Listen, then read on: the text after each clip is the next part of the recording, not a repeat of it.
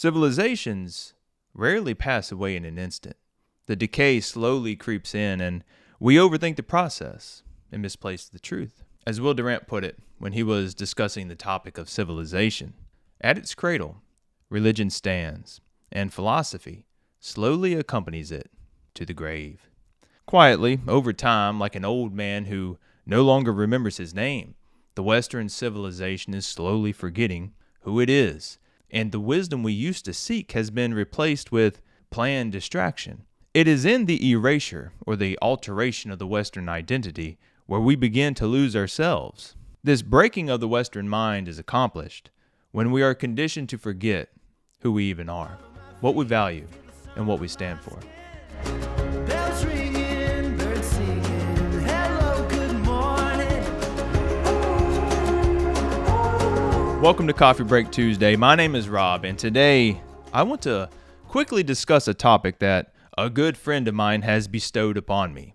It is the breaking of the Western mind in comparison to past civilizations.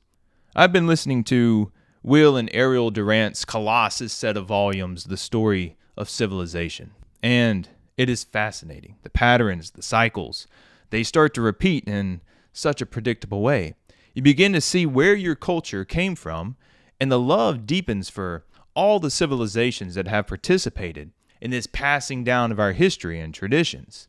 The realization of where the current cycle is may be a very sobering discovery, so let's get into it. I want to first discuss our founding inheritance. For the last 2,000 years, Western civilization has been shaped by three major pillars: Greek reason, Roman order, and Christian faith. Athens gave us philosophy, which was highly borrowed from Egypt. Rome, it gave us laws. And Jerusalem, it gave us the meaning and a moral foundation that would shape the modern world. Now, the inheritance goes back even further to Mesopotamia and Egypt. The goal of civilization is to inherit the good and improve upon it. Now, eventually, the Renaissance came, and the printing press would accelerate us into the Enlightenment. And we started to believe that we were building something finally permanent and kind of like indestructible. Misconceptions can breed preconceived illusions, and we all begin to think that life will just always be a certain way. But slowly the cracks start to appear. Cracks start to show up throughout society.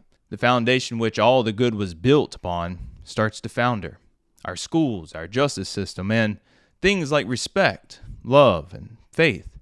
In a beautiful garden, why do we begin to weed out the good and the true? The gratitude for the inheritance turns from love to hate. Is it our progress that makes this happen? The ego that we know more now than they did back then? The ever-quickening pace of progress becomes our idol, so much so that we politicize the word. But progress without a throttle becomes too much to keep up with. Now, Nietzsche cut the anchor away, not by choice, but by a proclamation of what he was witnessing at the time. God is dead, and we have killed him. This is not a statement of triumph. If anything, he's pointing us to the tragedy still yet to come. Without faith as our anchor, we have drifted off course, and the further we go out to sea, the less we believe that land ever even existed. But as G.K. Chesterton warned, every high civilization decays by forgetting obvious things. So the bow lines have been cut, and the ship is adrift. Fate alone at this point determines our course. The Industrial Revolution enters the scene and brings wealth and machines. It took the men from the land, and agricultural values were traded in for a paycheck from a boss or what would become their new master. Women very quickly followed suit, and within just a few generations we traded in self-sufficiency for complete dependency.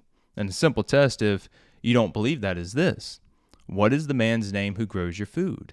Very few people know his name. The deepest lines from the grapes of wrath come to mind. In the souls of the people, the grapes of wrath are filling and growing heavy for the vintage. But the wrath being pressed was not quite ready to be poured out. The harvest was not quite ready. 2 world wars would pass by, and Western progress would smash into a babel of confusion. Communism, fascism, socialism, and even consumerism, which, if we're being honest, may be the worst in the long run, created a vacuum. If you were not sucked up by one, the other got you. And we as a people, we had more stuff. We became more equal, but we also became uncertain and unsatisfied. Wendell Berry summed it up without sugarcoating anything when he says, people use drugs, legal and illegal, because their lives are intolerably painful or dull. They hate their work, and they are estranged from their families and neighbors. So here we are, drifting into the remainder of the 21st century.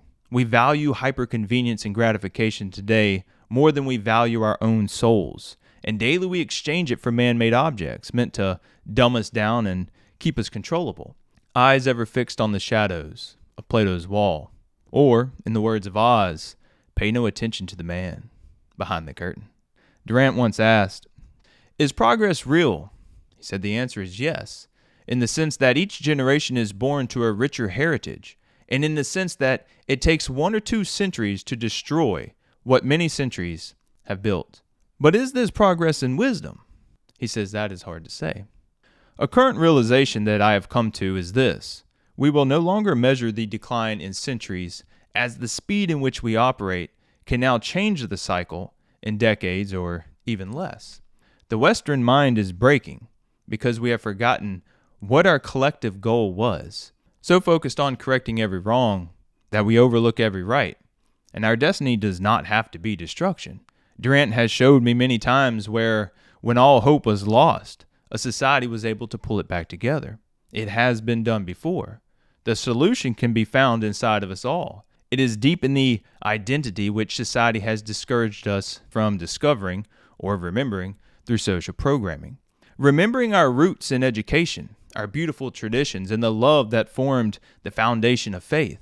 Our Western heritage will not be saved by politics or external forces. It starts in the home, and it starts with the growth of the family. Focus on your family, educate yourself, and rediscover who you are. The value of family can provide a purpose that has been ingrained in human culture since the beginning of time. Do not let someone proclaiming superior intelligence tell you that families should not be the focus. It is the essential focus to a lasting civilization. Nothing, and I mean nothing else, really matters if we cannot hold society together. Find your soul. Quit trading it in for distraction.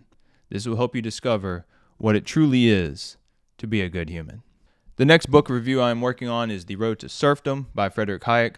I figured this video would pair well with the next 2 books as we get closer to finishing our 8-book reading series. I'm also looking forward to the next reading series, which I will be telling you about very soon. So with that being said, please subscribe to the channel, like, and comment if you so desire to do so. Open some amazing books, sip some great tasting coffee, and I will see you very soon. Thank you all so much for being here. I love every one of you. And as always, stay blessed.